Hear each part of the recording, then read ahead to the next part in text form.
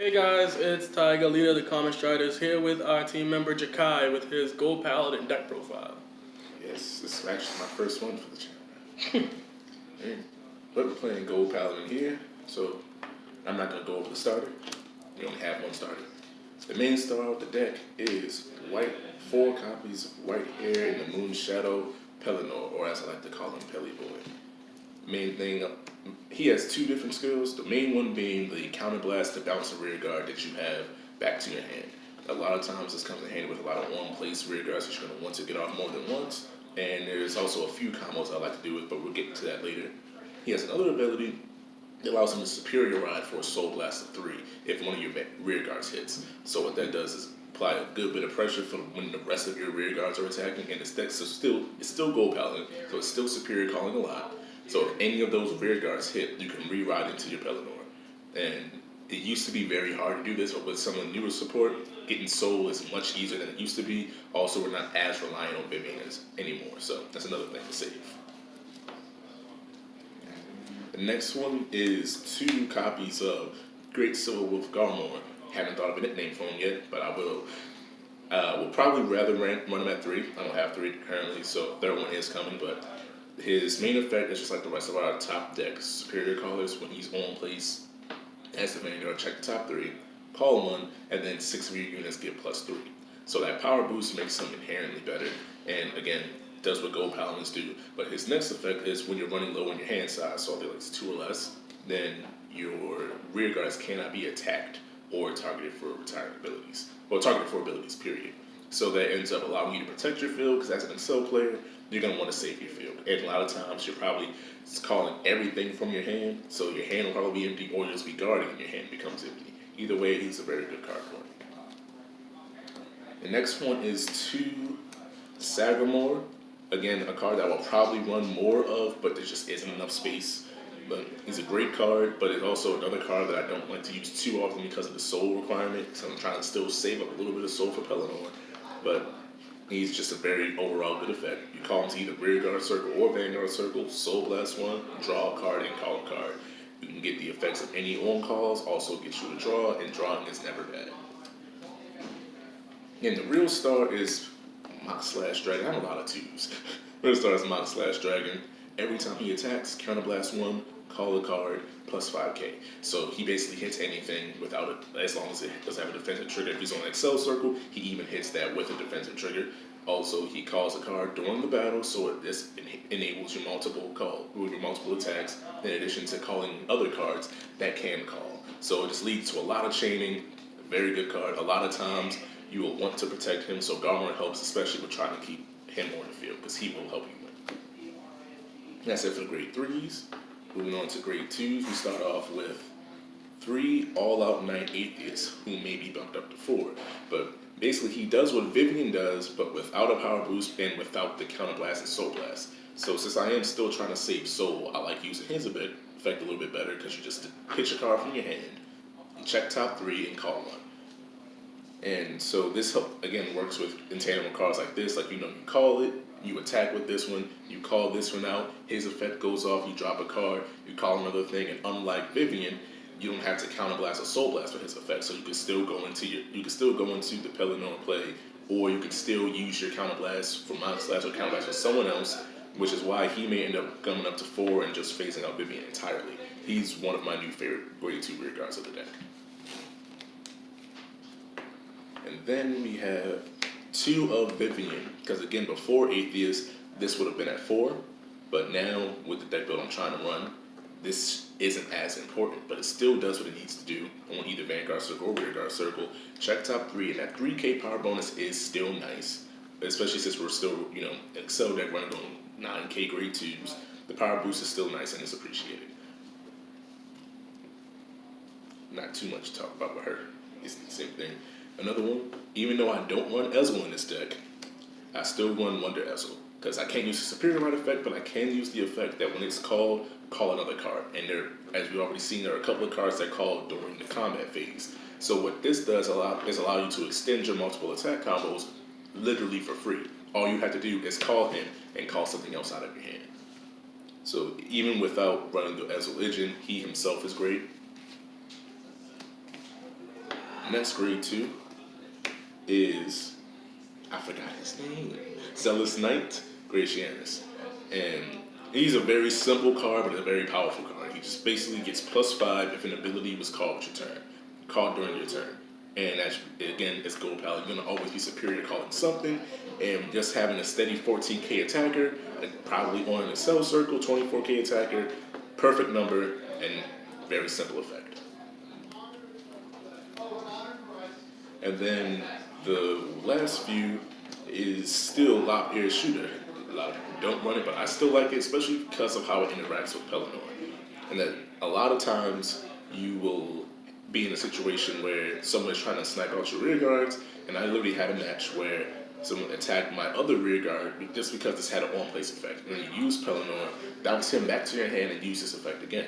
Now his effect is that at the end of the turn, when your grade 2 or greater Vanguard attack, counterblast 1, call him to the field, +5, and that's pretty much it. Again, it hits the same numbers that Gratianus hits, and also can call itself at the end of the battle. So he acts as his own combo piece, whereas you don't have to really use any of your other abilities for him because he can act on his own. So, still enjoy running him.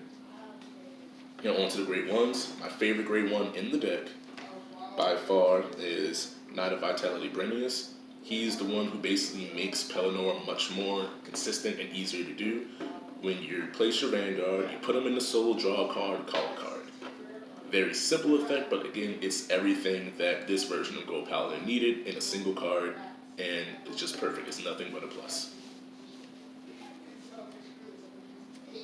3 of another card I like a lot is Evil Slaying Swordsman Hogan. Now, the real reason I like him is just because he allows me to check the top card of my deck. And in Standard, that is a very powerful thing to do. I can, when my Vanguard hits, if my Vanguard hits, I can look at the top of the card, look at the top card and choose whether or not to call it. But he doesn't shuffle the card if I don't call it. So if I reveal the card, and the card, let's say a heal trigger, draw trigger, whatever, I can leave it on top of the deck. Or if it's very early on in the game and I don't have a piece in my hand, so I can just go like, well, I know my next card is a grade 2, and I can know to guard my attack so that way, I don't take the no damage and then get rid of the one and have to G-assist. A lot of times he has saved me from G-assisting, and he has also won me a few games by placing a certain few defensive triggers where they needed to be, instead of, just to make sure I had it, instead of just calling an extra unit for an easy swing to block. So it's still a good card, and I don't see a reason not to run him, since I don't need the space for the other S-Widget. And then we have one of, and that's Bold Sparrow, which, again, might just be 4th Hogan. But I wanted to try it out because that's an interesting effect, just that if you call something in front of it with an ability, he gains +5k. So the only reason I didn't really want to use it that much is just because back row tends to not really be the focus of Excel decks. And again, there's only a few units that I could call that where I can increasingly have Excel circles, so the Excel circles don't help this card at all. However, what I realized is that even though a lot of times I'll end up having these 12Ks or whatever that are in the front who don't have that much power after being called. So I can have him, and then I'll replace that, and then when I replace that in front of him, he'll boost the lane even further, which is something that Gold Paladin needs a lot, is having those extra numbers to keep pushing past the point where your opponent either hits a trigger or just to be able to hit at all and make things hard on the card. Now the last card here is just 4 of Listener of Truth Dindrain. I basically put her last because there's not too much to talk about with her. She's our counter charger. She can also draw you a card, but 9 times out of 10 you'll probably go for the counter charge. And when she's called by an ability, +3, well, you have to Soul Blast, then you get +3, and you either draw a card or counter charge one. Again, you will usually use the counter charge, but every now and then I have tried to draw, but generally only there for the counter charge. It allows me to continue extending my plays with like Mom Slash or Vivian, anything, or even with Pellinore, where I will bounce something just to give me more counter blast to use for what I need. And that's it for the main units. The next one is just the trigger lineup, which is nothing too special except I am going with the all fronts because criticals do not help this deck, at least not in my opinion. When it comes to Gold Paladins, again, one weakness that they've always had that is carried over into Standard is building numbers. You can in some situations, but on average, you don't build too many high numbers. So these front triggers are really what pushes your attacks over. So instead of me just pushing one unit up an extra 10k and giving it a crit, which will probably be the one that gets blocked, where everything else is an easy block, you make everything much harder to block when you pull front triggers. Especially with the rewriting. Rewriting in the Pellinore doesn't minus your drive cost like a lot of other rewriting or restanding vanguards. So having an increased amount means that when I shift my field around and I rewrite on the Pellinore, he can pull another pull another front trigger. Now the rest are just your standard 4 draw and 4 heal and then 4 draw PGs. I originally was running no heals, and these heals used to be crits, but again, for the same reason that I offered earlier, the crits don't help too much, and secondly, if I don't have my counter charges, heals more or less help you. Well, outside of just healing, it allows you to get rid of your face down counter blast without having to counter charge. That way you can take more damage and have more to use. So a lot of times, again, I would love to see my heal more than I would love to see my crit. So I played without the heal, and it just wasn't for me. So that's the list itself.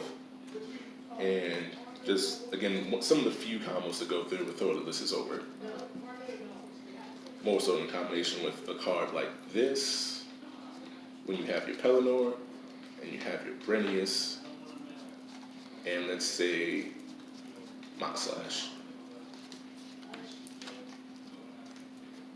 One of the easier things to do is just have this and have it boosted by this card. And then when you rewrite into it, you can use his effect, put him into soul, and then draw one, and then you can call a card. And then if you don't already have the Mount Slash on the field, you can call the Mount Slash.